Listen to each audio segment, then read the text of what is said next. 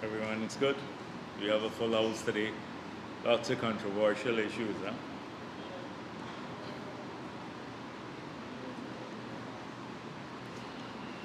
So, thank you for being here.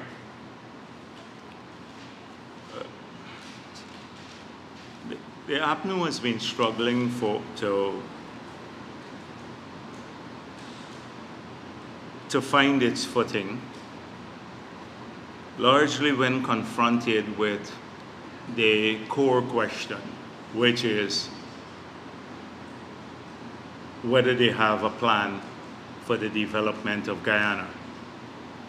We'd recall that in the period approaching the 2015 elections, they indicated they had a plan for everything under the sun. They had lots of ideas in their manifesto. We pointed out that the ideas were disjointed. They could not be supported by rigorous economic analyses, and they would never be implemented. But APNU promised at that time to reduce taxes because people were overburdened with taxes under the PPP civic government. They claimed that. The fact is that they increased taxes. It was the most rapid period of escalation in tax collections in the country in those 5 years. And this did not come from economic growth, expansion of the economy, because the fact is that the economy, many sectors in the economy shrunk. It came largely from additional taxation. And we know what they are. I'm not going to go through those again, but we've pointed out that a minimum of 200 odd fees and taxes were increased. And as I pointed out, when we actually did the numbers, we used to use that 200 figure. We actually came up with over 340 tax measures, additional tax measures that were instituted by the last government in the 5 years period that had an impact on people's lives, because what it did, it removed economic incentives to the private sector. So they had promised to create more jobs, claiming there were not enough jobs under the PPP in 2015. The fact of the matter is that we lost over 35, maybe 40,000 jobs in the pre-COVID period. They said the cost of living was high at that time, the same thing that they're saying now. They would reduce the cost of living. The fact is that oil prices plunged from $120 a barrel to down to $30 a barrel. They didn't have any COVID at that time, yet cost of living increased in the 5 years period without the external factors like we have now impacting on price movements. And so they had no plan at that time. They had absolutely no plan, not a single document that you could point to. So I guess that caused them recently to, in the Kaichou News Peeping Tom, I think this is a coordinated attempt, because we spoke about the evolution of our plans historically for the period in which we have held the reins of government. And we look at the economic progression of the country. And that progression was not by chance. It was all in accordance with a clear vision and a plan to support it. And we pointed out how it moved from the National Development Strategy to the Poverty Reduction Strategy, then to the Competitiveness Strategy, and ultimately to the Low Carbon Development Strategy, reflecting the changing challenges over the period. So they had an editorial, no doubt written by the PNC, and the reason why I suspect not an editorial, a peeping Tom in the Kaichou News, no doubt written by the PNC, because I saw Annette Ferguson saying the same thing, writing the same thing.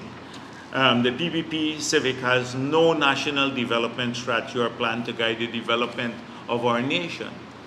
And then the Peeping Tom, PPP Civic has never endorsed a national development strategy. So I need to, they're saying, this is what it says. The PPP Civic has never produced a concrete and comprehensive national development plan. While Vice President BHARRAT JAGDEO might assert otherwise, the historical record does not support his claim that the PPP Civic has a development strategy. So they're actually saying the historical record don't support my claim. Now, and portraying this as a fact. If you go online now and Google Guyana National Development Strategy, you will see that there are 7 volumes, nearly 3,000 pages for development strategy that we produced. So nearly 3,000 pages in 7 volumes. So that, which you can check now online if you just Google Guyana National Development Strategy. A blatant lie in the, this is how things get distorted, rewritten, revised, history gets revised. So the second thing is that they said the Carter Center encouraged us to create a national development strategy. However, this valuable plan was abandoned when Jagdeo was Minister of Finance. So this is a picture that I got reading over to Chedi Jagan, the National Development Strategy, because I was in charge of its production. And the 7 volumes were handed over. This was Chedi Jagan receiving this. I had a lot of hair at that time. And so this is the fact. That, so we didn't abandon what I had produced. I was in charge of the production of the strategy. And that was when it was completed, we handed it over to him. I handed it over to him. The PNC, that it was never, although tabled in the National Assembly. So at the beginning, we never had a plan. Now they move to while the document was tabled in the National Assembly. So from the fact that, oh, we never had a document, and Jagdeo repudiated this, to now it was tabled, it was never brought forward for debate or adoption. The fact is that the APNU opposed it. They did not want it. So they then said the opposition claimed that it was unduly influenced. So my point is that they don't realize that APNU was opposed to it, opposed to any attempt to create a national strategy. In that document, it spoke about bridging this proper bridge across the Demerara River.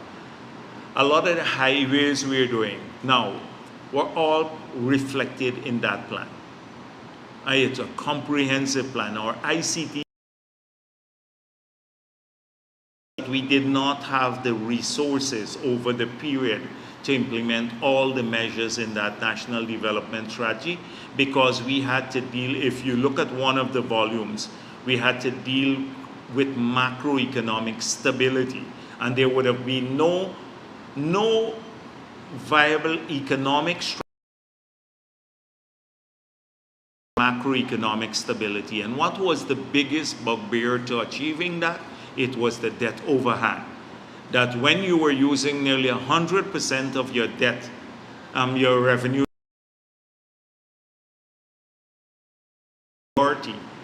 before you tackle a lot of the other issues. So I can go on here. I went with the Carter Center to Mozambique as minister, with the presidents of those countries as Minister of Finance too, with a team, technical team from the Carter Center that was offering help to those countries. to speak about their efforts and to support their efforts at creating a similar plan that we worked on for Guyana. I also got some pictures recently where President Hoyt and Chedi Jagan, we were at a meeting in Atlanta. So clearly there is a major attempt to rewrite history through these documents that surface, the peeping Tom, and they say historic records don't support it, as that lends credibility to lie. So then they said the poverty reduction strategy was to get, of course, after a period, the target had to be dedicated to getting the vast numbers of people living in poverty and or from extreme poverty to the ranks of the poor, because they were extremely poor, and there's a difference in the classification of the two. People of Guyana lived under APNU, it was commissioned through CIMAP at that time, lived under the poverty line. 87% of Guyana live below the poverty line. So when they talk about 15% living below poverty line now, or look at the large number of poor now, we know differently. We know differently how far we have come as a country, from 87% of our people living below the poverty line. So we had, through the poverty reduction strategy, to have focus on poor, how we were going to help to ensure that key things like water, access to electricity, housing for poor people were treated as a priority, job creation in poor areas, etc. And then of course we looked at the third element was how we will get our industries globally competitive to bolster our, not just the economy, but our export industries, and therefore we crafted the national competitiveness strategy, which until today has major relevance. And then the fourth area was when we decided how were we going to put, in the era of climate change and serious threats, existential threats to human life on Earth, we decided that we wanted to create a model that will not harm the prosperity of our people, yet place us on a sustainable, non-polluting development trajectory. And that is how the LCDS came into being and reflected. So it is a total lie. This editorial had to be written, this not editorial, this peeping Tom by PNC. But you know why I know it's the PNC?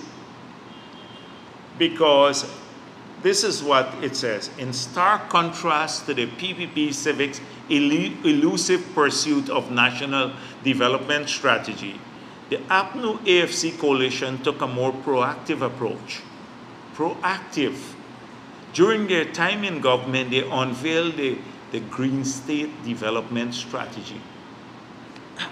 And these people totally shameless? Anybody know, have they read what this Green State Strategy is? This was something that they paid a few consultants. They used over $2 million US from money that we left from the Norwegian deal to pay the consultants to develop this strategy. And it had nothing, absolutely nothing to do with development. It's just called a Green State Development Strategy. It was a burden on the Treasury that we announced we'll scrap, and we scrapped it. It had nothing to talk about infrastructural development, the growth in social services, export growth, long-term production of national output that would be competitive development strategy. And this is the delusion in the PNC.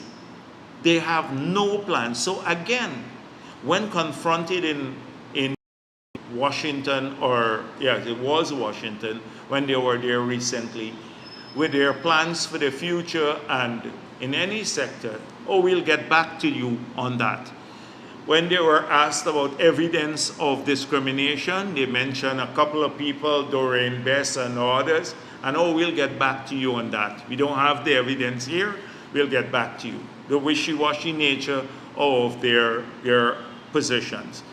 But even when you listen to Norton, oh, I will give people more money. I will address inflation, cost of living. But I'm concerned about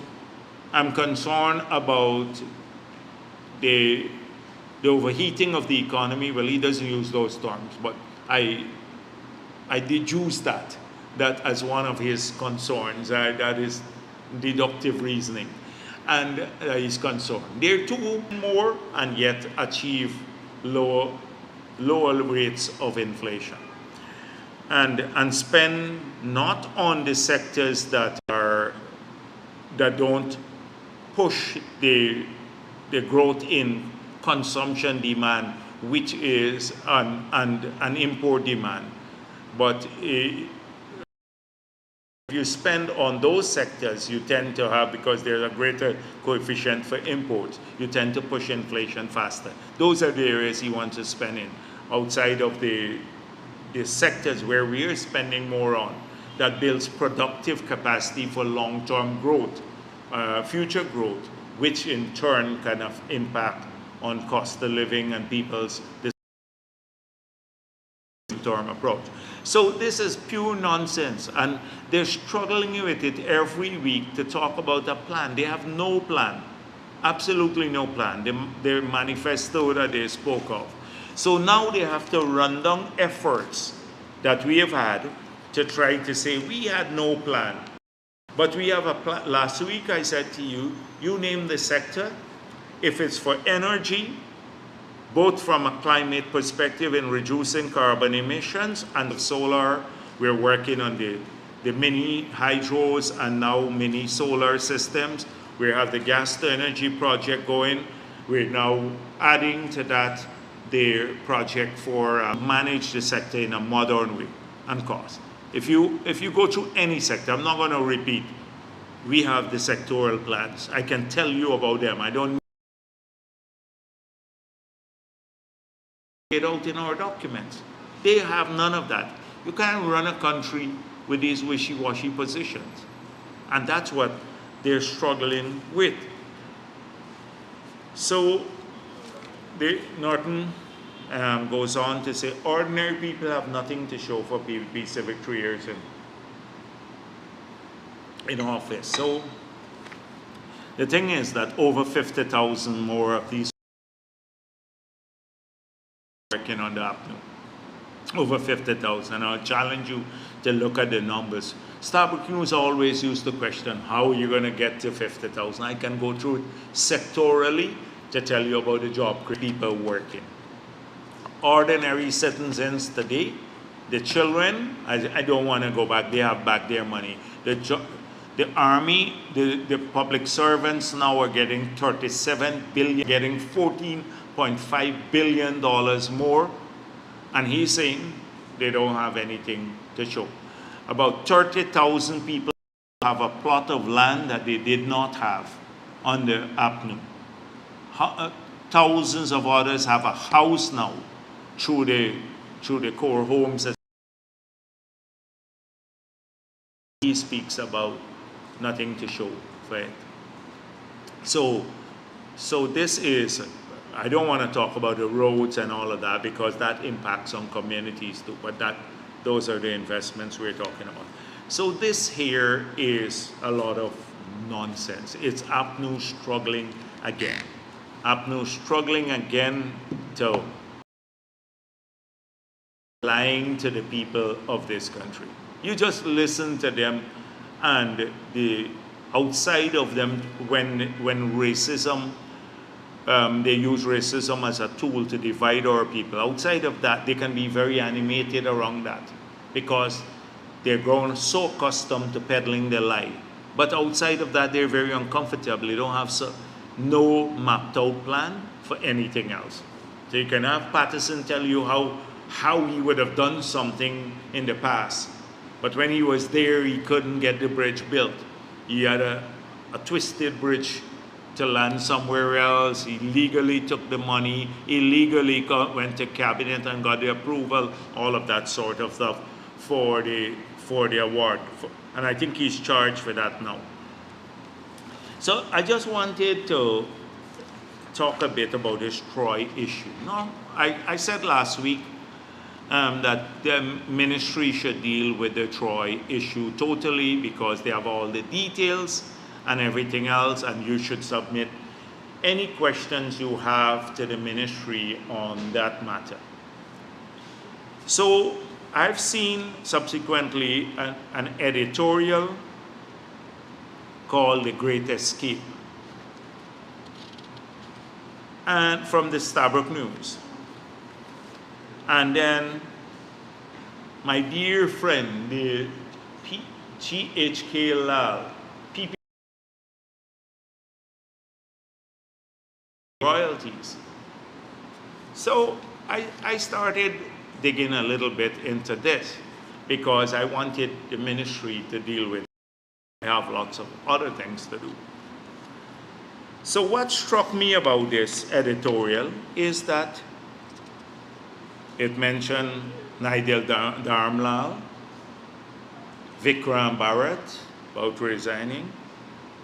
Then it went on to blame Ramatar for signing the agreement. Then it spoke about Ashni Singh, this is in 2014, giving a lot of, studied with fiscal concessions, a lot of fiscal concessions to the company. Then it blamed Robert Prasad, who was the minister at that time. And I'm looking to see any name from the APNU side, because this agreement was signed in 2014 and Troy started producing from 2015 to 2021. So 5 of the 6 years nearly or so were under APNU. So first of all, Ramatar signed this. Ramatar was signing many agreements in the oil and they were bringing jobs to the people of this country, and they were part of our plan for enhancing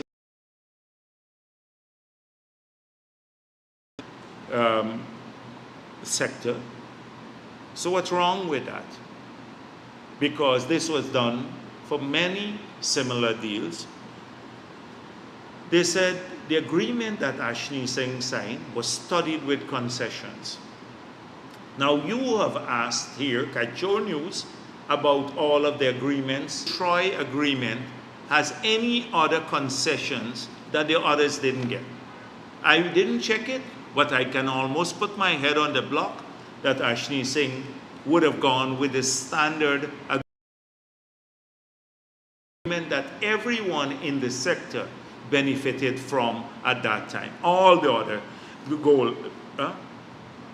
So this is clear. So I don't know, Robert Prasad name came into that mentioned that we are proud of the agreement. Yeah, so I then said that I asked the question, what happened in those 5 years? Because APNU was benefiting from the production. They were benefiting from the royalty and everything else.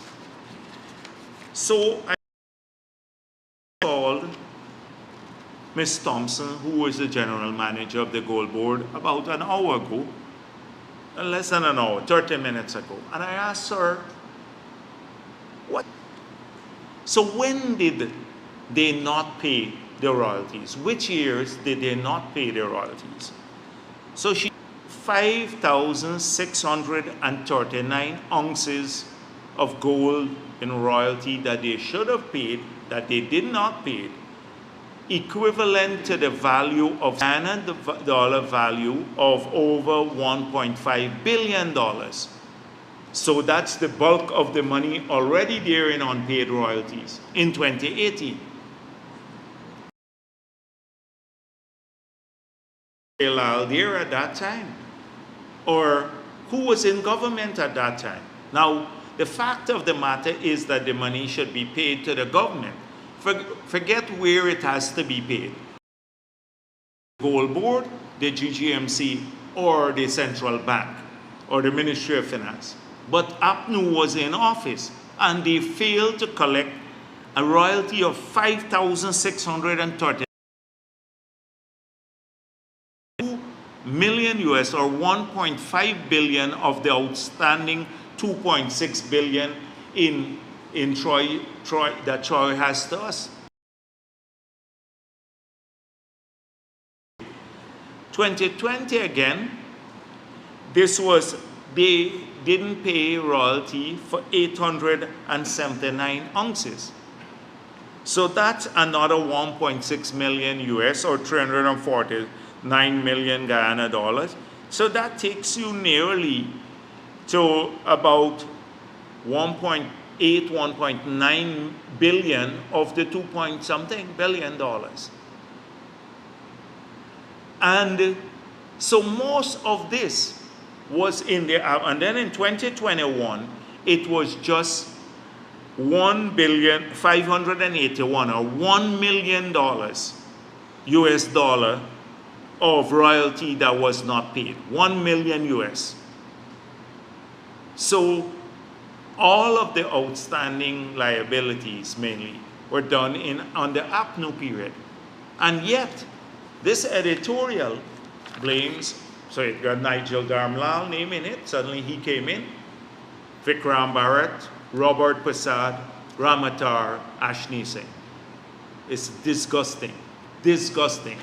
Absolving the whole APNU for this. And blaming all of this on the PP when they had absolutely, it was a failure mainly on the part of APNU for this. And so it is a trend I see now. Now, there are lots of things that I don't see an editorial on that Patterson paid to, or his ministry paid a consultant of theirs, the man who helped to broker the Lilendal Accord, to submit, to deliver scales to Ghana. The scales never came, but he got $70 million. How come they don't blame that? We don't see an editorial about that.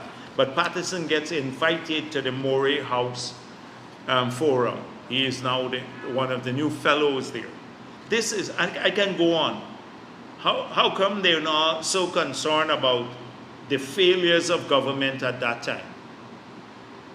But this, in attempting to make this a failure of the PPP civic government, they expose their hands at how biased an editorial of that nature would be by blaming us when the blame should be laid squarely on APNU. This situation dragged on for a while. And the fact of the matter is that they benefited from in office from the production for an investment made or signed under the PPP. An investment signed under the PPP. They benefited because the production here. So this here, I'm hoping that people will look at these matters.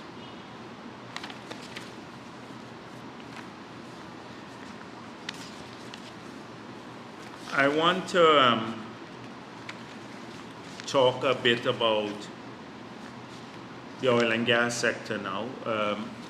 So today the Cabinet reviewed the submission from national consultants and the evaluation team, and they decided to award the blocks to the companies that I'm going to now read out to you. Later today, you're going to have, I've asked Minister BHARRAT to put out a full press release, so you would have the document in greater detail. The S3 has been awarded, and so now let me just explain that. Now that the award has been made, we now have to meet with the interested or the parties to which the blocks have been awarded to have a negotiation on the contracting. That is to move towards the completion of the award. We have made it clear before that the model PSA, the fiscal terms are not going to change. We said we are not going to change the major planks in the PSA dealing with transparency and accountability. We're open in the negotiations with all of these companies to minor changes in the PSA, but we're not touching the fiscal terms. So S3 has been awarded to CISPRO Inc., which is the local company. S4 to a consortium of Total Energies, Qatar Energy, and Petronas. These are three really big companies that came together and made a submission for S4. S5 to International Group Investment Inc., which is a Nigerian group. S7 to Liberty Petroleum Corporation, Sibel Energy Limited, which is a combination American and Ghanaian firm. S8 to ExxonMobil, Hess and Sinu. S10 to International Group Investment Inc., which is the Nigerian group. D1 to Delcorp, which is locally incorporated group comprising of two Saudi companies, Saudi Arabian companies, Watad Energy and Communications Limited, and Arabian Drilling Company. So that's D2, D1 rather, D1. And D2 is CISPRO Inc. So these are the awards that have been made. The local group has secured 2 blocks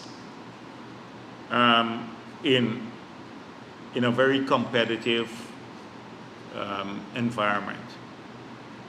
And we now need to move to conclude or finalize the arrangements. We may have a situation where we not be able to finalize with everyone, because as you heard, ExxonMobil said they're not prepared to sign if the PSA as is currently structured, it's too stringent, and you have heard our public position on that. If their demands are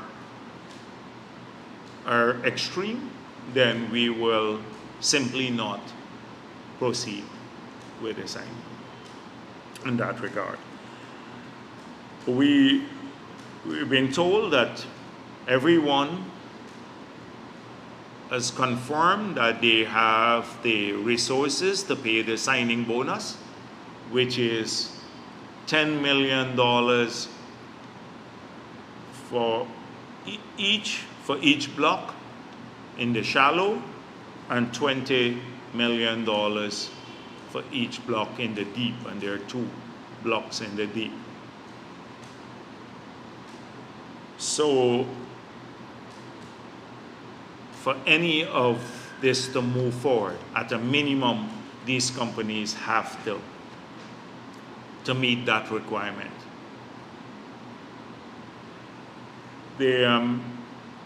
I want to say that this is a very risky sector, and I'm extremely pleased that the locals have been able to organize themselves to work with some foreign companies and put in the bids.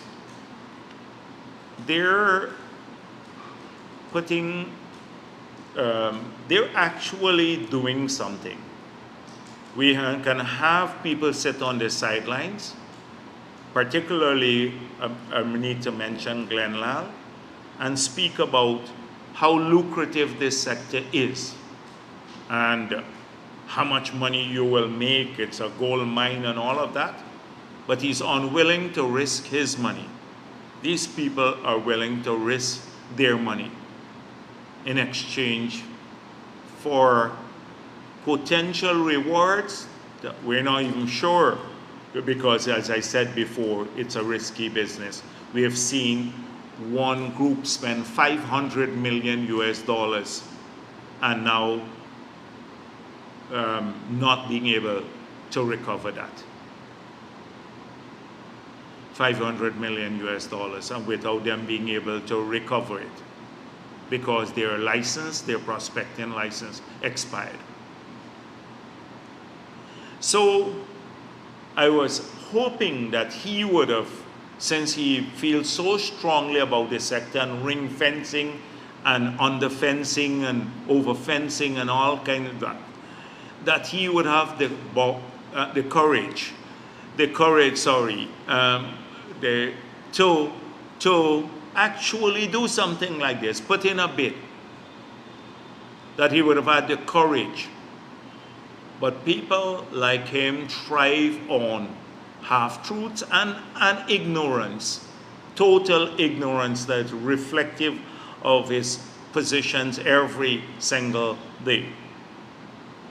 So we didn't get him doing it, but thankfully there were other local people, and I want to commend them today for taking this bold step of getting involved. There were other locals who put their money in, and they were vilified. You recall, in both the Kanji and the Kaichor blocks, there are local Picanis who put their money in. And so far, they haven't been successful. They have been spending money all the time because on the exploration. But they were vilified. Now, at that time, if you applied, most likely you would have gotten a block without having to pay for it because it was on a first come, first served basis. So they could have spoken about giveaways and all of that without recognizing how risky the business is. People like Glenlal could have spoken about that. But now here, people had to bid, and they have an upfront signing bonus, not for a production license, as Exxon paid $18 million signing bonus for production. But this is for an exploration license, had to pay. They have to pay now a signing bonus. And you would recall that the provisions of the agreement, the PSA, is that the fine, apart from paying the upfront fee as a signature bonus, you have to come up with a plan for the exploration activities in the block. And if you fail to implement the plan, the fine is 50% of the cost of the original plan. So if you say we plan to spend over 5 years, 300 million US dollars, and you don't spend any money, you have to pay a fine of 150 million US dollars. So these are the terms now for the arrangement that these bidders will confront. And so I was hoping that, really hoping, I didn't get a chance to say this before, but hoping that he would have had the courage rather than snipe at people on the sideline, people who are courageous and putting their money in the sector, including Guyanese, that instead of running them down, and they had a gold mine, etc., he would have done something about it.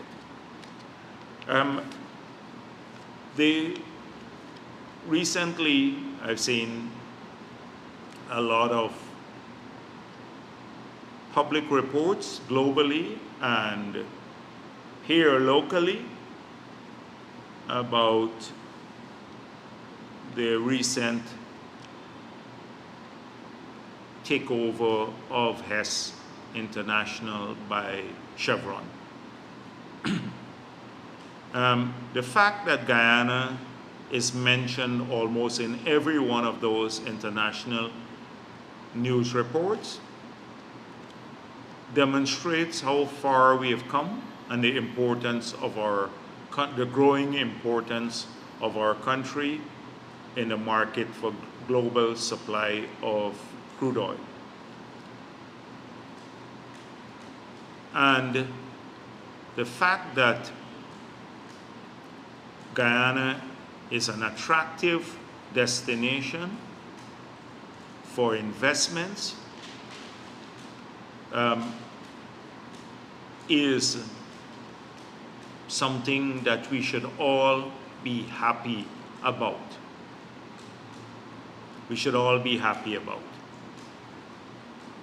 You have seen globally a move now by both Exxon and Chevron, two of the biggest, and in fact the biggest companies, the two biggest companies in the United States of America, moving to consolidate and also to grow their crude assets.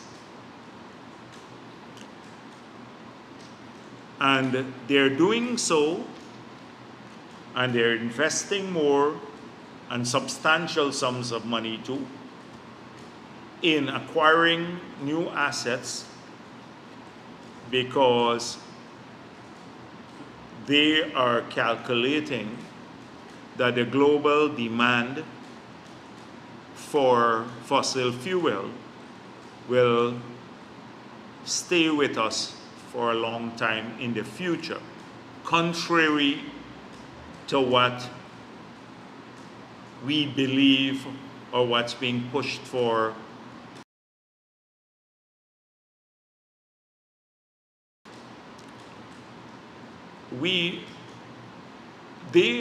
If they miscalculate, they would lose a lot of their shareholders.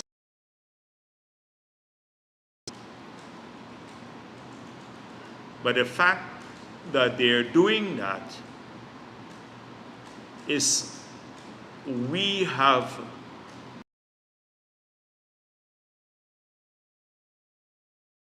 calculations about this and based on an understanding of global markets. Their view has been bolstered by the head of the IEA, International Energy Agency, that said, who said that although we're moving at a fast,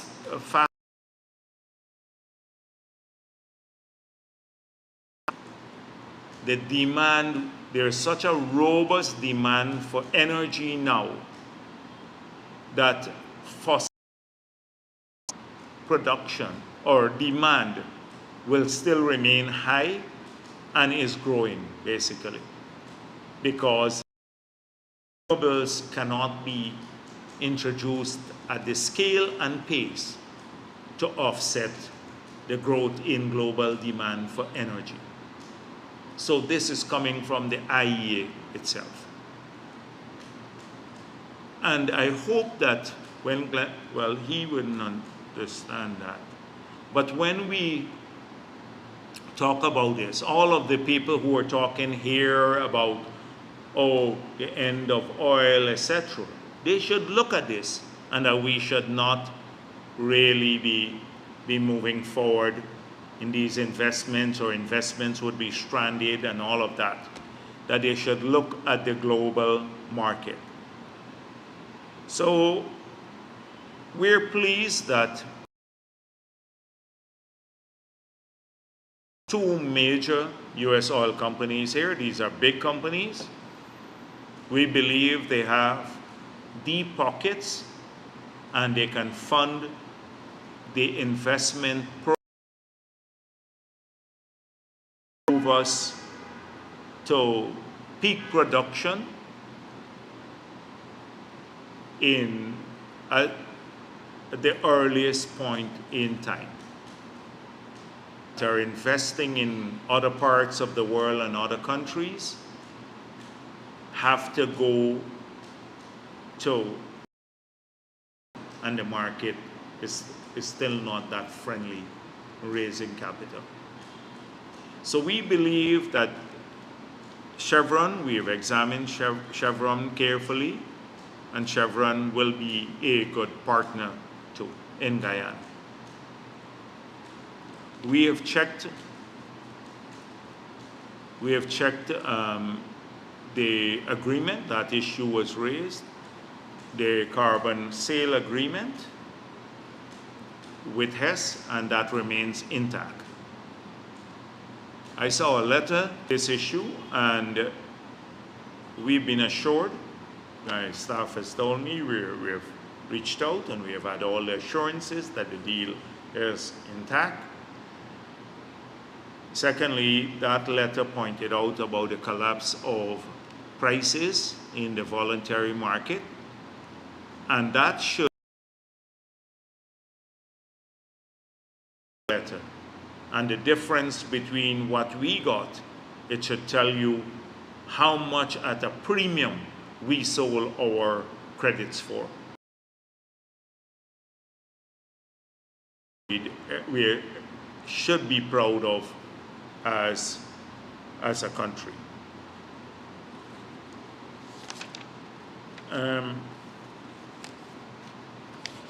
I see a lot of questions about the new audit.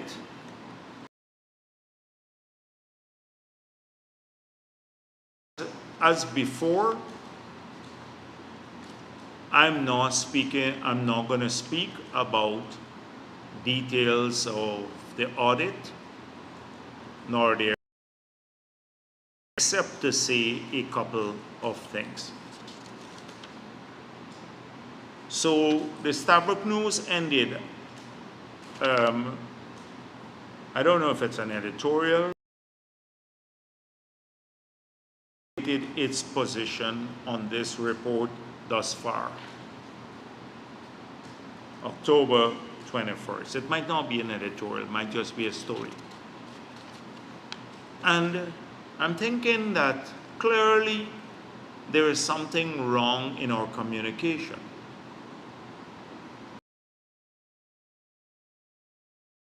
This report is our position. We don't have a different position than this report at this point in time. It was the government, a report that has some findings. There's looking out for governments, the government's position, some findings that they will have to present to ExxonMobil. They have an opportunity to those findings. The GRA, as our advisor, will be part of that process to review these findings too, and then they will advise the government of Guyana what the final position will be. There is no other Vikram Bharat position or ministry's position or the office of the president or Jagdeo's position. This is the position of the government of Guyana. And I recall now we're falling in love with the consortium. But you recall when I said that we're putting together this consortium, a lot of people were opposed to it, saying they didn't have expertise, they wouldn't be able to do a good job, we shouldn't do this. We had even comments from the opposition that we may downgrade the quality of the audit. Well, I'm pleased that you love the consortium so much and findings, and we're vindicated that this is a good audit team made up mainly of Guyanese people that we deliberately put together to do these audits with some international help. And every one of those findings would have to be presented to ExxonMobil, and if they don't have answers that are satisfactory to the audit team and the GRA, then they would not be allowed to form part of the cost bank or come out of the cost bank. So that's all I'm going to say, because somehow people misinterpret this. This audit team is our people. We hired them, we put together this team to go in and look at the Exxon's account to see if they were complying with the conditions of the agreement.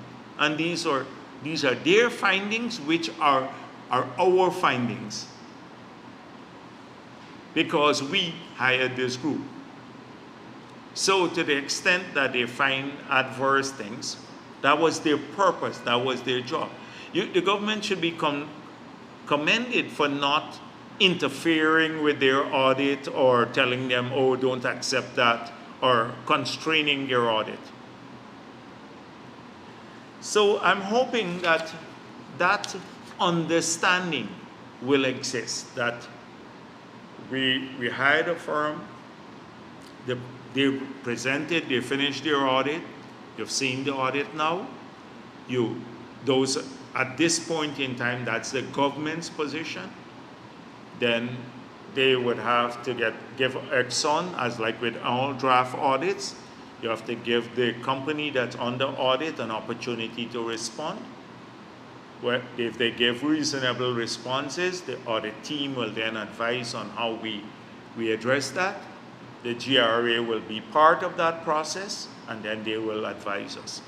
We're not, as we did in the past, we're not getting involved as politicians in the audit and in determining any of this. And I made it clear at the beginning, if as the auditors found that there are any expenses, whether it's from Kanji, Kaichor for some barbecue or whatever, that is not eligible, if our auditors find that, then, and there's no reasonable response to those questions, or that is consistent with the PSA, then the government's position is clear.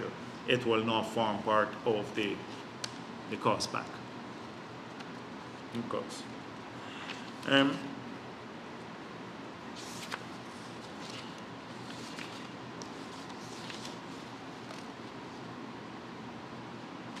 I saw something here on, this is Peeping Tom again. Let me go to Peeping Tom, because I think it's a lot of PNC people writing these Peeping Tom, or someone. So this is what it says here. According to yesterday's edition of the Guyana Times newspaper, he's reported, and when you say he, you know who, Jagdeo, my name gets mentioned here all the time in that newspaper.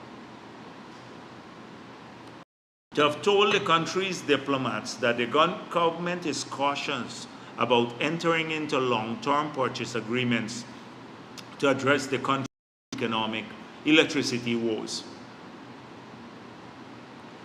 So I told a factual statement. Our diplomats, I was explaining to the diplomats about the focus of their economic diplomacy and trying to discern between serious investments and people who are wasting their time, who go in large numbers of people, go to them and they waste their time. And then I spoke to them about targeted investments in some areas, especially in light of potential overheating of the economy.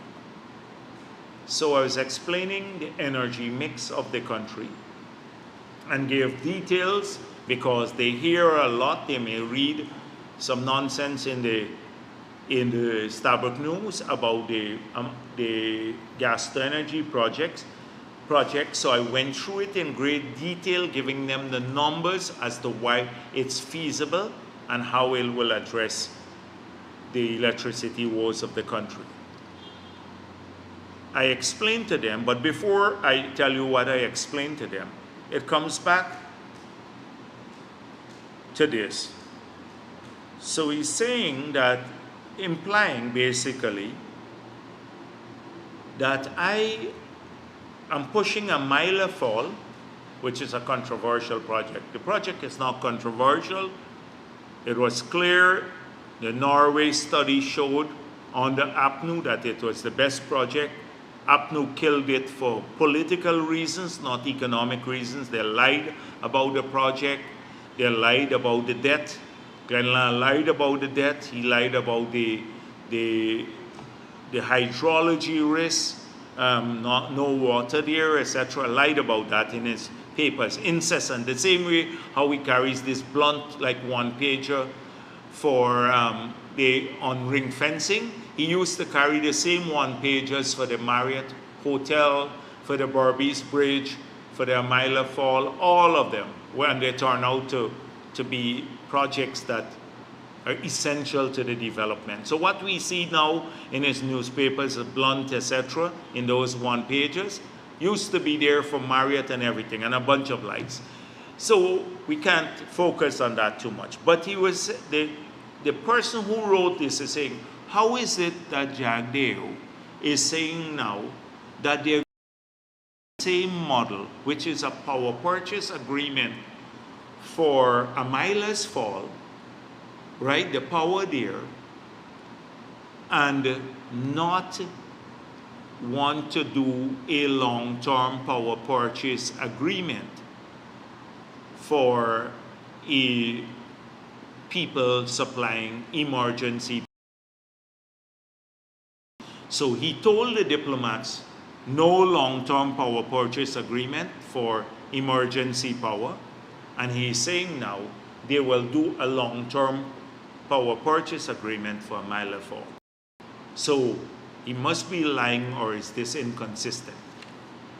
So the difference is that when we went out to tender, we got kilowatt hour,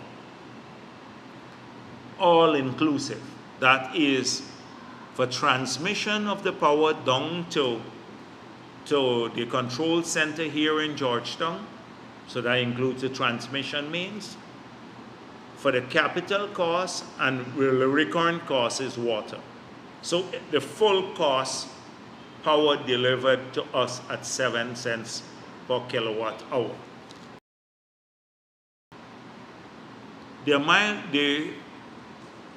The gas to energy project will come in at between 4 to 5 cents per kilowatt hour. Right now, power is sold at 22 cents per kilowatt hour, US cents. We plan to drop it to 11 cents per kilowatt hour, or thereabouts. So we can still sell power from the gas-to-energy project, a blend of power, and the Mile 4 project. And the solar that we will own at 11 cents per kilowatt hour and make a profit and still have a viable electricity company. And people in Guyana will save hundreds of millions of US dollars per year in cheaper power. And every person power bill will come down by 50%, electricity bill.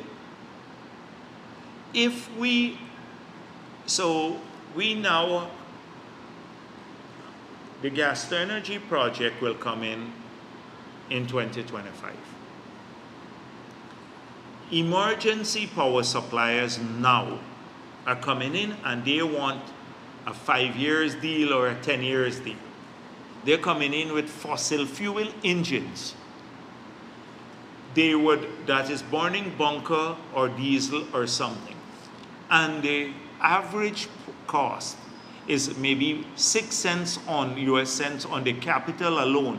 When you add the variable cost, which is the fuel, it works out to about 14, 15 cents per kilowatt hour. If you sign a long-term or 5 years agreement at 15 cents per kilowatt hour, when our power plant comes in, the 300 megawatts there, and we have to turn off all of the existing units around the country in the interconnected grid from Parika right up to Crabwood Creek, and then starting to go up to Linden, because we supply back power to Linden. And supply now from the stable, cheaper power. We turn off all the units and put them into reserve. And we have a long-term power purchase agreement with someone now for emergency power. We'd still have to pay them for power that we're not using.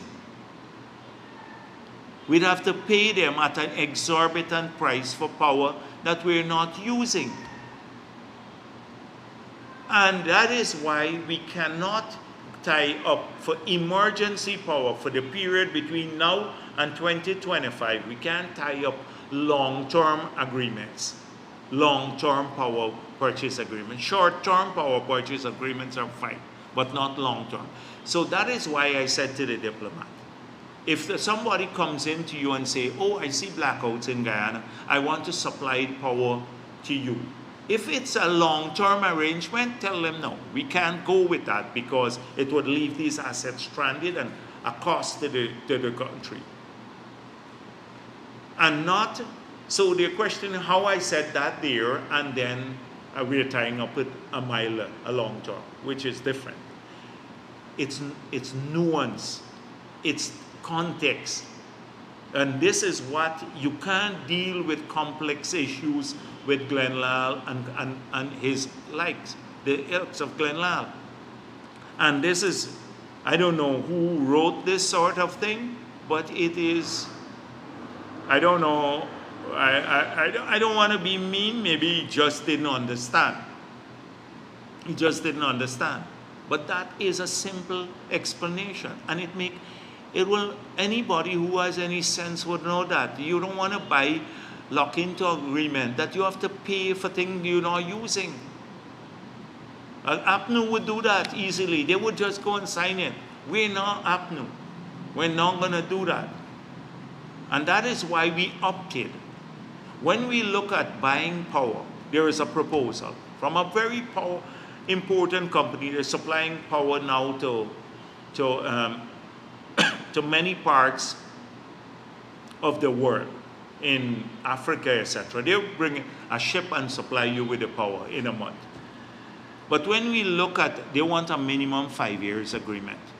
When we look at the capital cost alone for 20-something megawatts in 5 years, what we will repay, when you calculated it as cents per kilowatt hour, 6 cents per kilowatt hour only in capital cost, $90 million. We will pay back over the 5 years on capital costs. To buy the same power plants now, we'll spend $30 million. And we would have them here, and when you would have the power plants that's coming in December, and then when when the 300 megawatts comes in, we can deploy these sets, keep them as reserves. So just in case anything goes wrong, you have to take down one of the units for maintenance, you then crank up your reserves. Right now, we don't have any reserves. Everything, we're at maximum. Everything is producing at full steam. So if one goes down, we have shortages. It would change the whole dynamic. So I want this every week we have to do this. Almost every week it's becoming like a pain, but we have to keep explaining to people who don't like understand basic stuff. I'm still waiting for Glenn Lal to show how solar will be base load.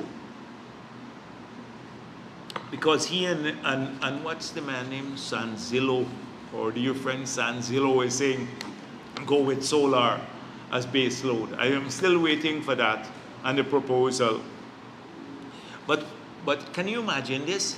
This is in Glenn Lal papers.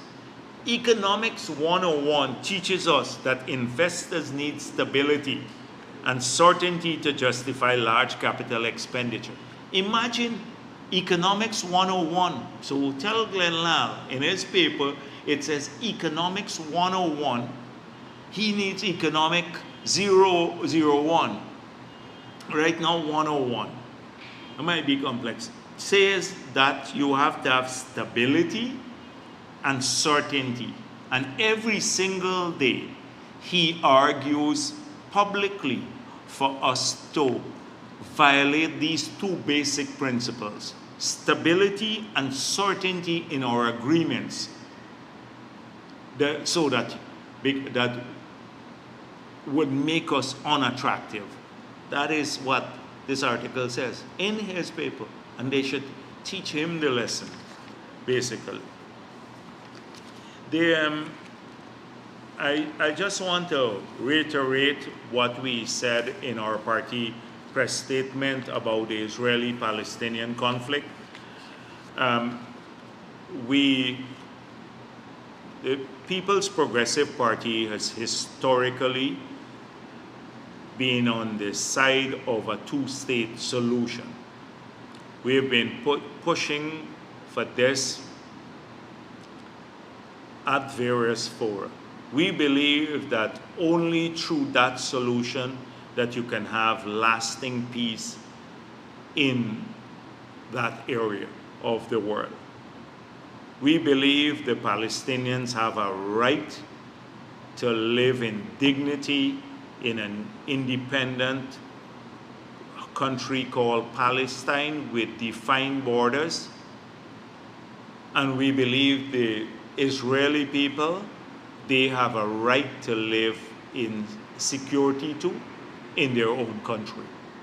Our national position has always been the two-state approach to solving this issue definitively.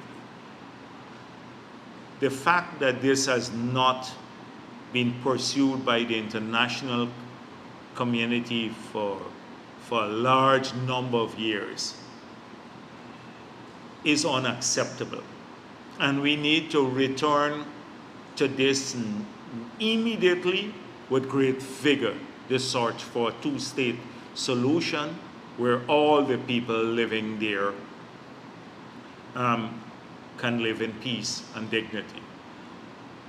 We in the People's Progressive Party, we've always condemned any act of violence against innocent civilians, particularly children, women and children, from whatever the source. From whatever the source. From the Hamas, or in this case, Hamas, or the Israelis. It's unacceptable. And we believe that there must be a ceasefire now. We believe that the international law must govern the actions of all of the players from both sides, but it's totally unacceptable to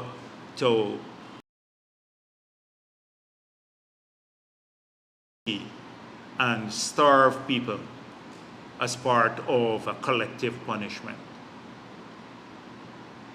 And we condemn that strongly. Israel has an obligation to, whilst defending itself, to act in accordance with international law.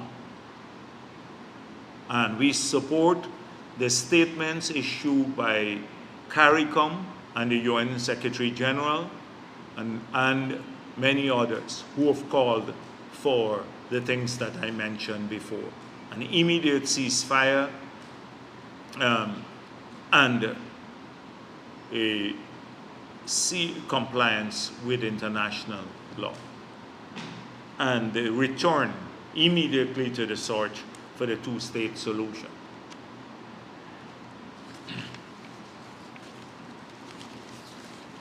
Let me see if there is anything else here that I may want to address. Oh, Jagdeo now admits more profit now by ring fencing. I didn't admit that. I explained it to Glenn Lal. Yeah. Okay, I'll end there. Thank you.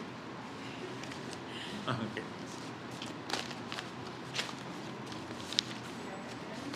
Yes. Piano Bird, Culture News. A few questions, starting first with what you noted about water resources in your opening statement. So you did reveal that there was about 1 million US that accumulated during the peacetime or state war office. Do you think that the current Can you lend me a pen, please? Marcel, lend me your pen there, please. And yeah, so I can make a couple of notes here.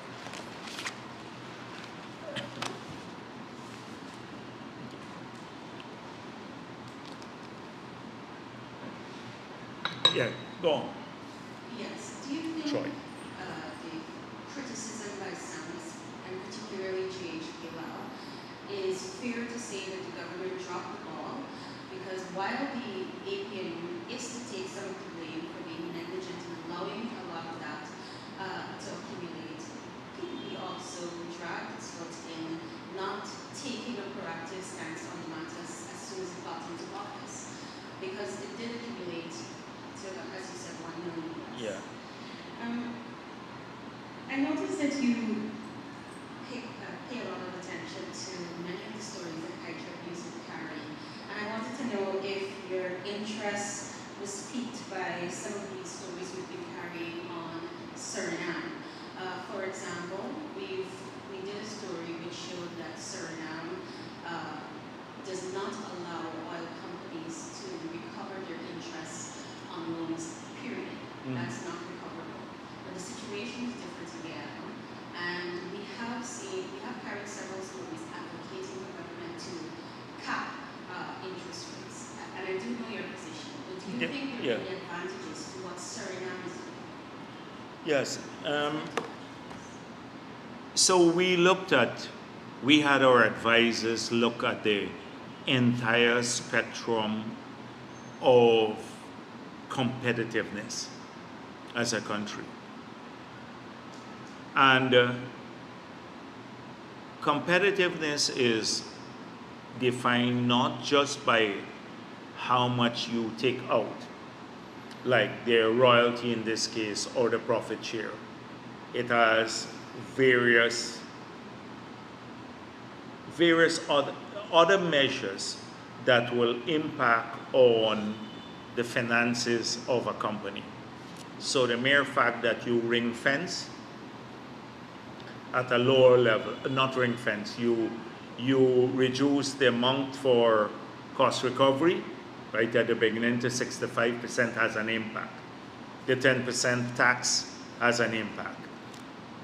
So they look at all of the issues. We said, look at everything. Now, clearly,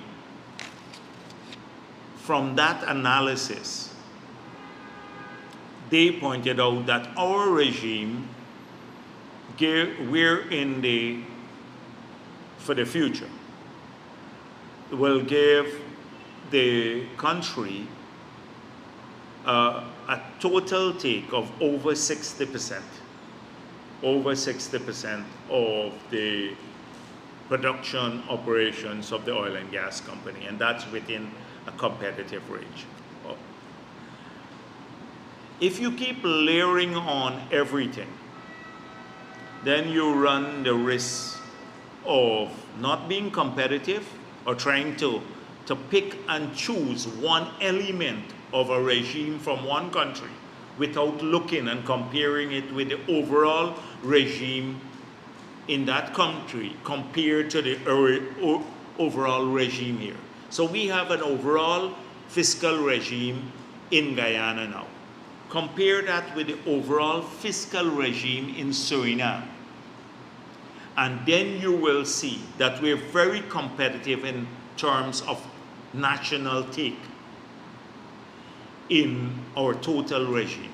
If you pick one element and say, look, this country is doing this, but they may not be doing what we're doing elsewhere. And so that is the danger in doing that. It's not a total comparison of everything else. Now, I understand the theory behind capping interest. I understand the theory about capping interest, making sure that companies don't get a premium. You know, they would want to finance all their activities from loans if they find that the interest costs are deductible. Then you're encouraging them to finance more of their activities from loan. That is why some PSAs have a debt to equity ratio enshrined in it. I understand the theory of it. And in this case, in what we've examined here, this is not being observed. The money is not coming. You've had engagements with Exxon. I think you've asked them that question. If it's coming from that sector. Did you get an answer? I don't want to answer for Exxon. That is what I'm trying to avoid, that they must answer some questions, like the audit things. I'm not answering. Now they got to answer this. These are our findings. Because when we answer here, then it looks like we're justifying something that they are doing. We are justifying what the new PSA. We can't justify the 2016 PSA in terms of total government take, but we can justify the new PSA, which is stringent, and you've seen Exxon's reaction to it. They don't want to sign that PSA. So that is all I'm saying. Comparison of total. Now also look at attractiveness in getting investment in the country. Suriname has not started producing, well, they were producing oil historically in small quantities at the national Staatsolie. But in terms of a major development, they have not started as yet. And the question is, would they start? So I don't know as yet. So we can use all kinds of regime around the world, but the fact is that we are getting the large investment dollars here that are having an impact on the rest of the economy, on disposable income here, through more spending through our local content law, a lot of people fixing up buildings, etc. Large sums of money that not easily raised in the global environment that we are currently operating in. It's flowing to Ghana. That's a fact. And some countries may have the good regimes on paper, but still have not had the investment. So what I would urge you to do in the future, this is what you should ask a specialist to do. Not Tom Sanzillo. Ask somebody to take our entire new PSA and compare it with Suriname and many other countries in entirety. And you will see how competitive we are, but also how strong the government take is. That is how I approach it. That's why I'm trying to avoid going after interest deductibility. We understand the theory a long time, you know, but it's the totality of the picture that people have to look at. May I follow? Yes, yeah, definitely, yeah. How, so with the understanding of the impact of capping interest rates, etc., what mechanism will the government put in place to safeguard these type of use? Yeah, well, but that's the same sort of thing. I don't think anybody can raise financing to put in a sector like the oil and gas sector now. The financiers are not going to give them 100%. That is the fear, is that they will ramp up the debt part of financing. That means the financiers will bear the risk of their operations if that were to happen. So in of that, there is almost an automatic arrangement. Of course, we have to look at it carefully too within our own sector agency. The Troy resources question? Oh, the Troy resources, yes. Oh, I've already said that part of it is but remember they stopped production in about mid-2021, right? That's right. We were in the middle of COVID.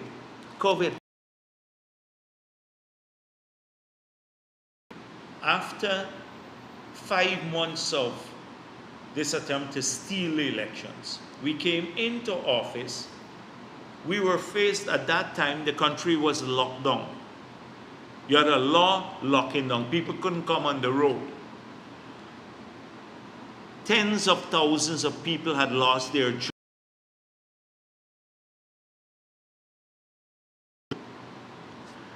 We had to pass a budget.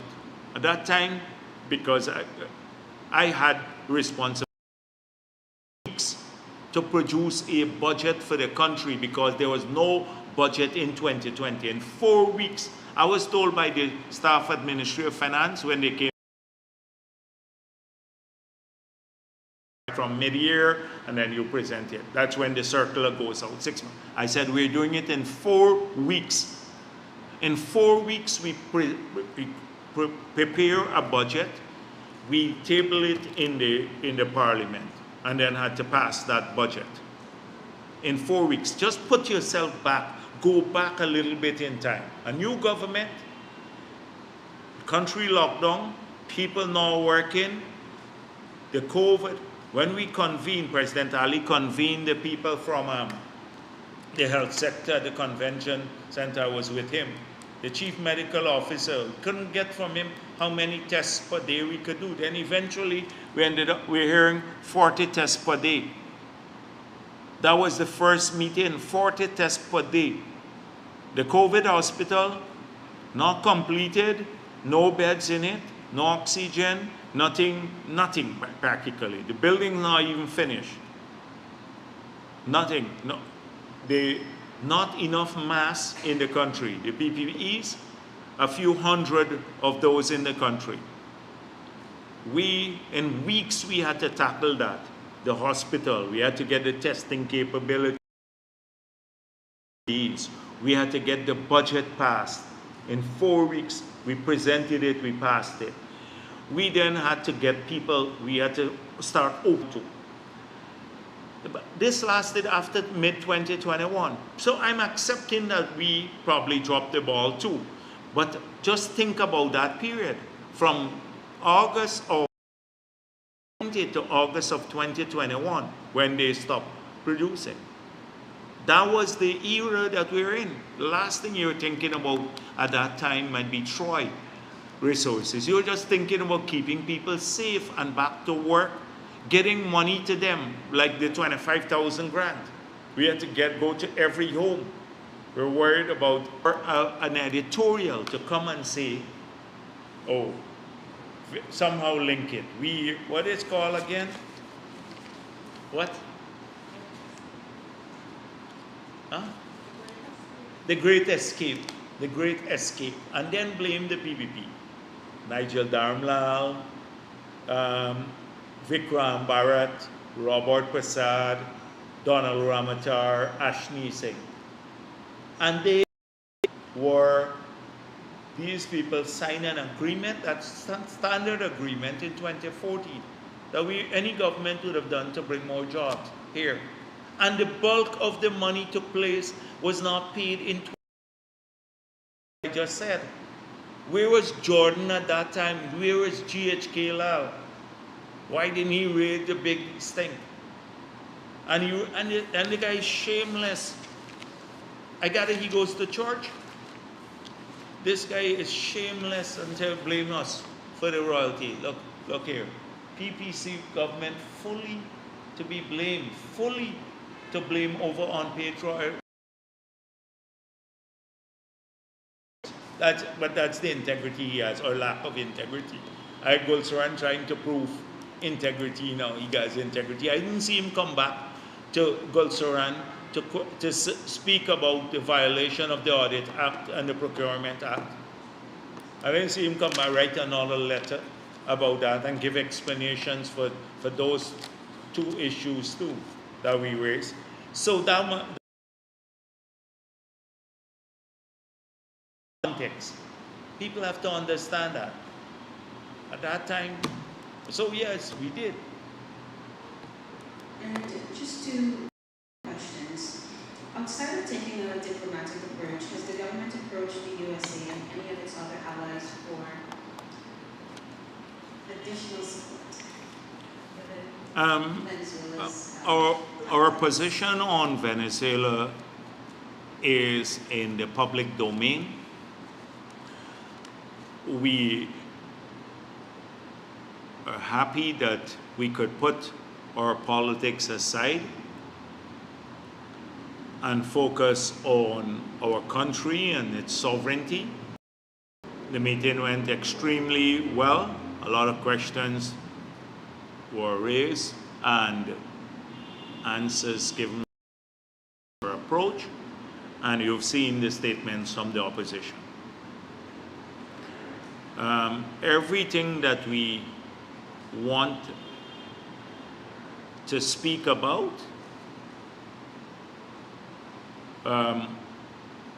is captured in speak any further on this matter. I don't think a press conference is a forum for sharing my own views on the matter. We have a national position, and not that my views differ from the national position, strongly supports our national position. Okay. And with regard to the discipline... But I want to say a couple of things about these crooks who, like Rickford Burke and the others. For them, he and Benchcop, they keep persisting and politicizing this issue all the time. Like I saw Ben, where Ramatar and Maduro signed an agreement. He said, post the picture.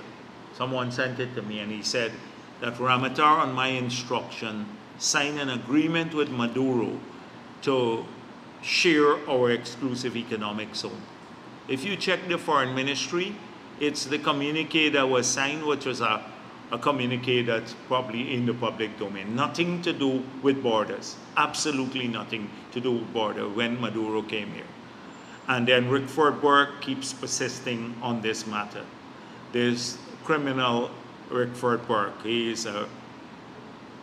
I think this is not good for his fundraising activities overseas. I heard he made a down payment on a new vehicle recently with money raised from the Washington conference. Might be moving into a better apartment too, out of the basement. So I want to condemn their attempt to politicize this matter and to distort anything to do with our border. They're free to talk nonsense in the other areas, and we'd be tolerant to them, and we'll give them a cussing on these issues, on the other issues, but not on the border. Thank you. And finally for me, are you aware of the extent of the disciplinary action which has been leveled or carried out for Mr. Bobby Wasai? Do you think it's sufficient? I said to Vikram Bharat to deal with that matter. He has dealt with it, and he sent out a document to that effect. You didn't see it? Yes. Did you receive a copy of the statement? Yes, because I think she approached directly and they received a copy of the statement. There's a statement out on that. Okay. No, you see the statement. You didn't see the statement, see the statement, please. Right? The statement captures our position, or the ministry's position. Good afternoon, Jamal King. Mr. Jagdeo, on the question of the audit, could you provide revised timelines for the negotiation period and the award contracts? Okay. For the award of... For the final awards of the contract. The schedule that you had For the audits or for the auction? Auction, you said audit, yeah. So I was wondering with that. So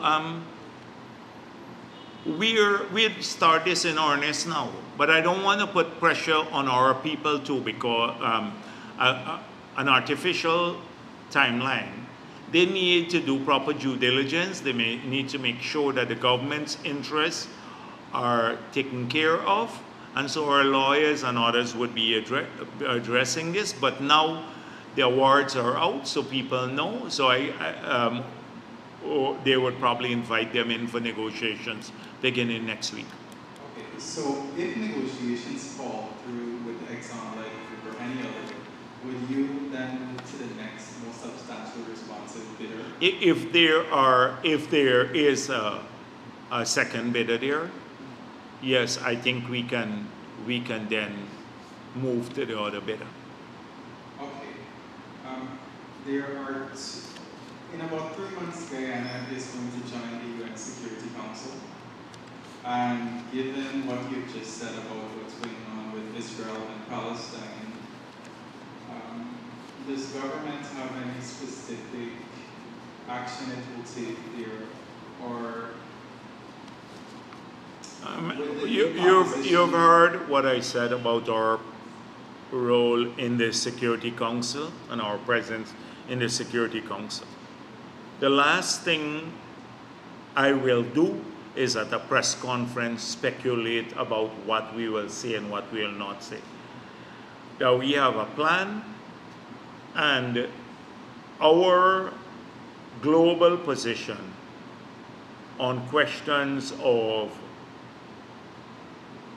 the development of the global South, peace and security across the world, the fight against international terrorism, they're all publicly known and well-established positions, and they will guide our mission in the UN Security Council. In terms of our position on specific issues, the UN Security Council is a place where a lot of discussions take place among the parties, that the permanent members and the elected members. And it will be premature for me to say, we will do this on a specific issue or we'll not do this on a specific issue before that issue has been presented to our mission to the Security Council. have you been able to, at this stage, ascertain the quality of the work by the local auditors in the oil audit of Exxon's 2018 to 2020 costs? You had said that you need to get a report on that quality to decide on whether to include local auditing firms in future audits. So this is what the GRA will provide as part of their advice to us. No, I've not done it as yet, but I see the media is very pleased with it now. So maybe that's a reflection of the quality of the audit.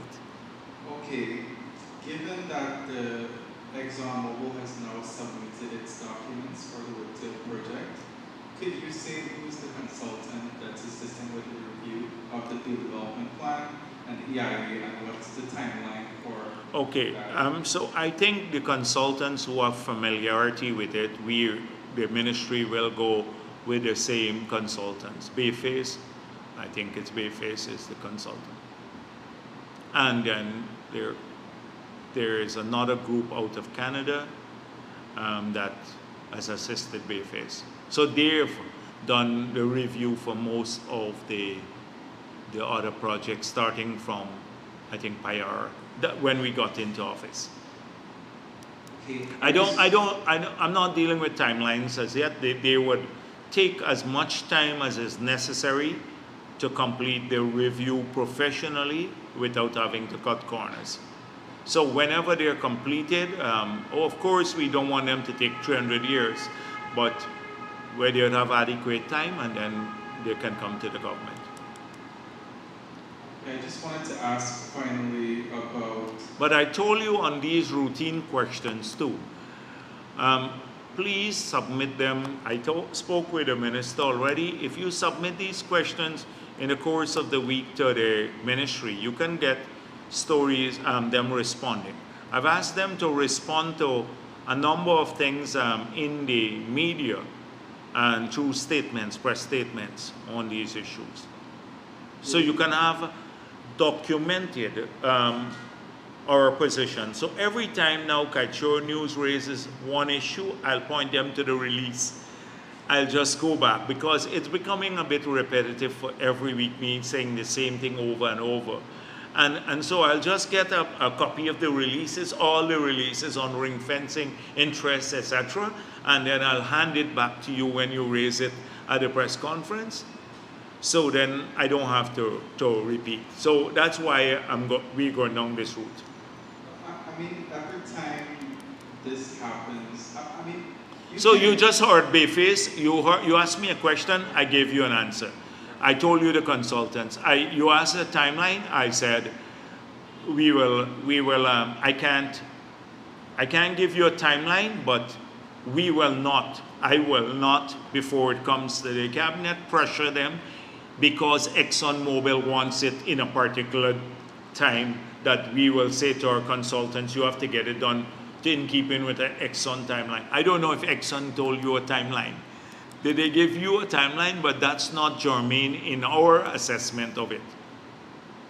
Okay, finally I just wanted to find out on the quarantine block front, what's going on there in terms of CGX's plans to drill more wells, to move forward with the development? Well, from what I gather, again, you'd have to confirm this. They have 2 years now consistent with the exploration license, because to complete the appraisal and decide whether they will move to a development, they have 2 years. Nothing more on that.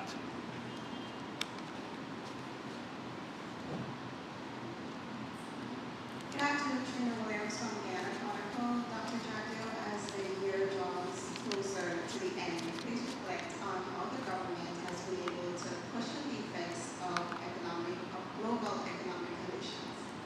Yeah,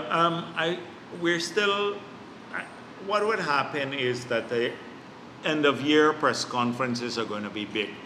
So all the ministers would have to do their press conferences at the end of the year. I don't want to spend, if I go to do that now, it'll take me about 4 or 5 hours because I want to talk about every sector here, about what we have done and all of that. I just don't want to kill all of this and give the ministers a chance in each sector to speak about the plans that we set ourselves at the beginning of the year, the challenges we face, how we have accomplished them. Like procurement is a big issue I want to address because lots of concerns about procurement, some valid and some pushed by a lot of people who feel aggrieved if they're not getting work, although they bid and their prices are very high, and they don't get the job, then they go and write a letter to the newspapers. I saw someone, Mr. Sean Smith, who is an APNU councillor in Region 6, who said he wrote a letter to the newspaper saying that someone used his email. He gave the name of the person to complain about the process in Berbice. And he said that's not true, that we're pleased with the 267 roads that are going to be built in Berbice now, and a lot of people got their work. A few did not get, and we're looking into that. A lot of people WhatsApp me, they sent me messages, they contacted my office. I'm reviewing all of that because that's a promise we made to review people. But they're trying, the MPTAB is trying not to give too much work to a single individual for fear that they don't complete the work. So there is some of that. So a lot of issues are being dealt with. But on the big scale of things, we have about 7,000 contracts on the implementation. And I need to put a perspective on this, about this tendering system and this complaint by aggrieved people. I don't have a problem where legitimate people complain. This should happen. There is a process through which they can do this. They can ask for an appeal. They appeal at the tender board. They can go through the PPP, the Public Procurement Commission. They can write a letter to the newspaper. But you have a lot of crooks, from what I see, who don't believe that they have a God-given right without, if they tender for a work and it's 20% above the engineer's estimate or any other bid, that they have to get a work.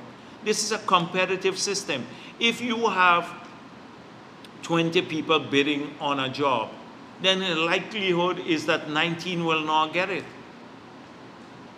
But you have 2 from the 19 who believe they should have gotten it at any cost. Because some of them would say to me, oh, I once lifted a spoon for the PPP. You know, that's what they claim, some of them. And also, I need to make this clear. We are all to expose, in favor of exposing shoddy work. I've urged citizens to do that, where we will defend the right of people to expose fraud in procurement and tendering, but don't get some of the people who are anonymous complainers. They just are grief people, or and a good those are APNU, like the Mahipals and the others in the world. So yes, is there any? I'm sorry, I don't want to go through that. The question you asked about the end of the year review, that will come. I think in December we will get a lot of that by the ministers themselves, and maybe I'll set a 7 hours press conference for one of those, right? Yes, good afternoon, sir. Yes. Williams, the audit revealed that Exxon deducted $58.5 million in COVID expenses for 2020 alone. 2021 and 2022 aren't out as yet, but this is evidence that the company was working through the pandemic. Are you still maintaining that Exxon should be given another year before they relinquish 20% of the salary block? So they were taking measures.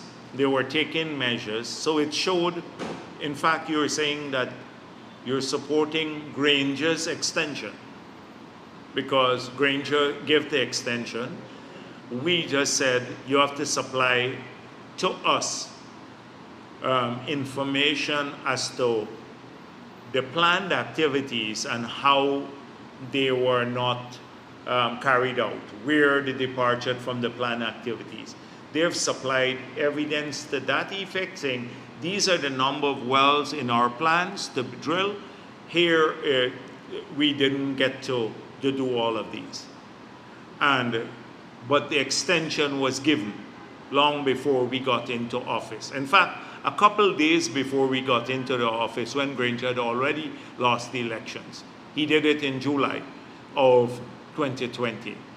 And so the fact is that they were spending money to keep the operations going in the period of the audit, to put people up at the hotels and quarantine them, their staff, and then flying them back out to the FPSO.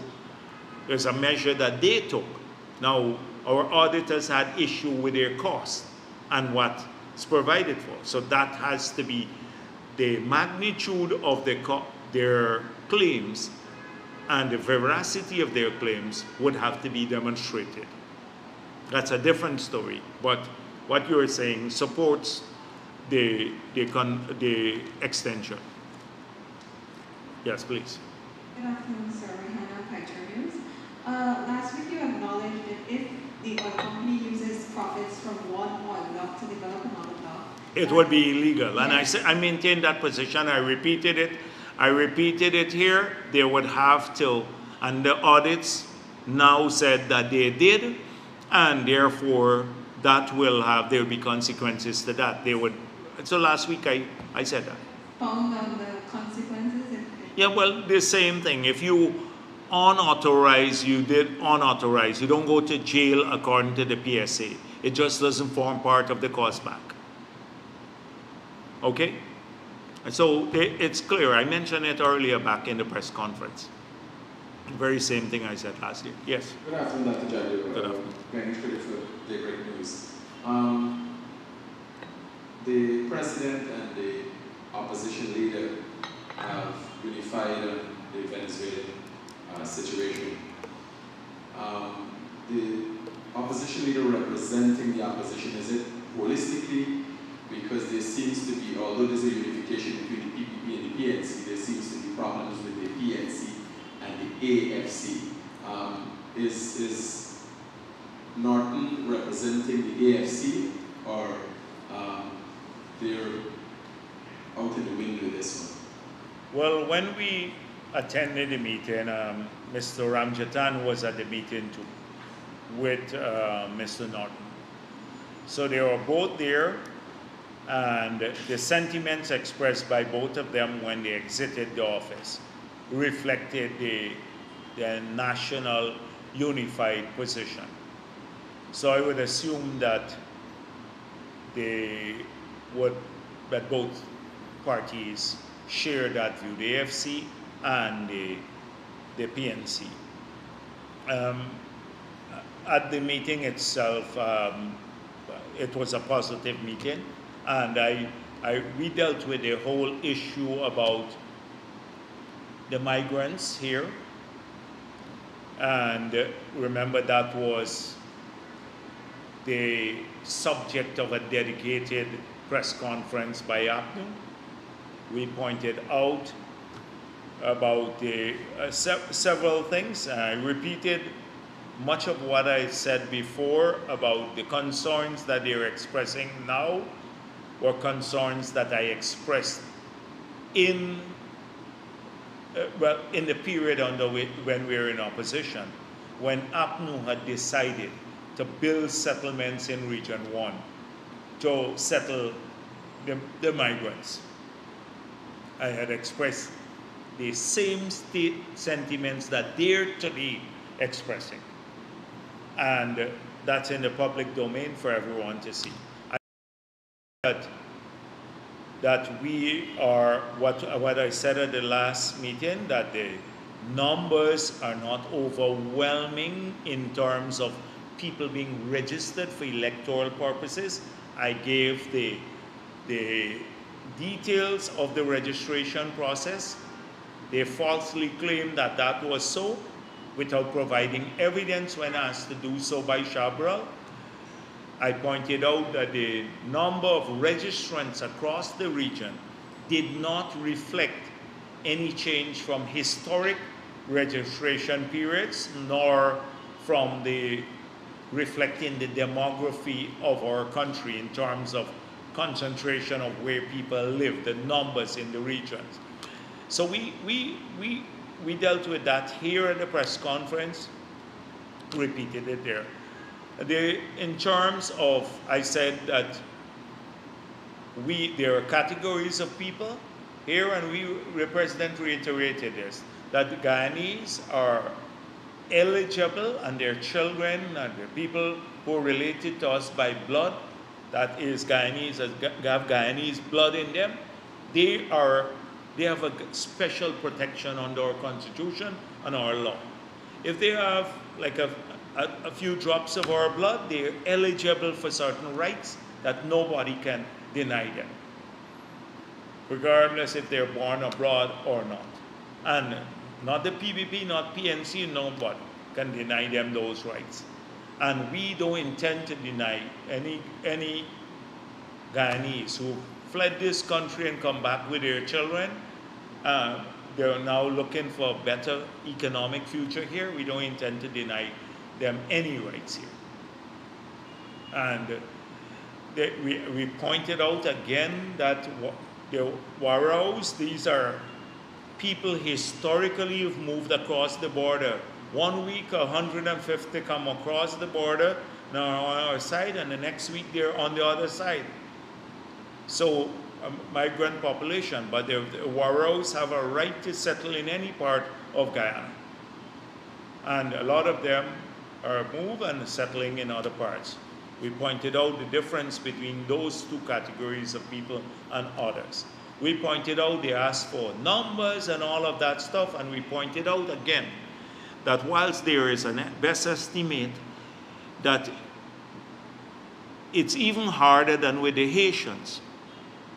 When the Haitians were here, you'd recall that Winston Felix said, he gave us, when questioned in the parliament, he gave us a number of people who came into the country, but he didn't, 40,000 persons he couldn't account for. And they were not in Guyana. The Haitians, we said, they were not here. They were being trafficked through the country. They were not coming here to stay by gangs. He did fail to provide. He said he doesn't know where they are. Immigration numbers didn't capture 40,000 people leaving Guyana. And now, and they were coming through recognized ports of entry, which is either Skeldon or Temeri, and leaving through a crossing there, recognized port of entry. In the Venezuelan case, they come through many places, not recognized ports of entry. So you want farm numbers here, and you couldn't even provide it to people who are coming through the recognized ports of entry. That is why you have to work with best estimates, and there are best estimates. So a lot of where they see a jumbie in every bush, it's nothing of that sort. APNU sees a jumbie in every bush. And therefore, there is the paranoia and the excuse making about, Venezuelans now are going, like the Russians, they will cause us to lose the elections. You're not going to lose the elections because of Venezuelans registering and voting. You lose it because you have no plan for the country and you had a disastrous 5 years in government. That's why you'd lose it, that we remember, right? Yeah. Some clarity for my next question.